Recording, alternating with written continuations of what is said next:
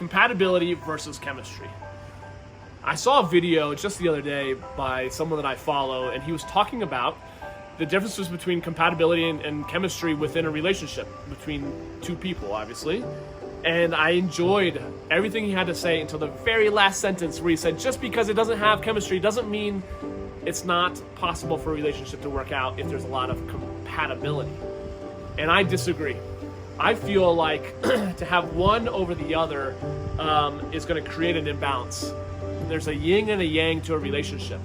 And I feel like a relationship that has a lot of certainty, has a lot of common, connection, is where you're going to find that level of, stability. So the things in common that you have with your spouse, with your significant other, is where you find that sense of, stability and structure.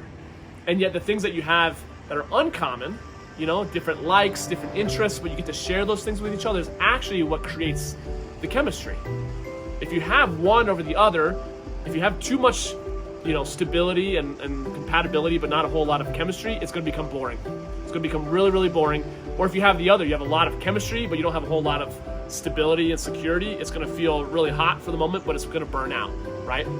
So, key is to have both. And that is to potentially fall in love with what's compatible. Fall in love with the other person, with the values that you share, right? Talk about those values. But then enjoy the things that are different. Oh, you like different music than I do? Hey, have you experienced this or experienced that? No, well, I want to introduce you to this. This is what's going to create the chemistry, okay? The challenge most people find is that they will settle for security and certainty all day long because the chemistry and the differences either scares them, or they have a hard time finding the differences because they live a life that maybe is a little bit less than exciting. So, truth be told, you need to continue to explore things that interest you, that excite you.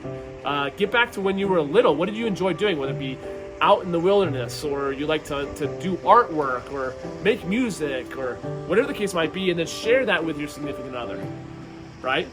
But I will tell you, if you don't have a good balance of the chemistry and the compatibility, things are going to either get really boring and you're going to lose that spark, or that spark that turns into a major bonfire is going to die out really fast. So if you enjoyed this content, please feel free to follow me, share this with friends, DM me. We'll talk to you soon.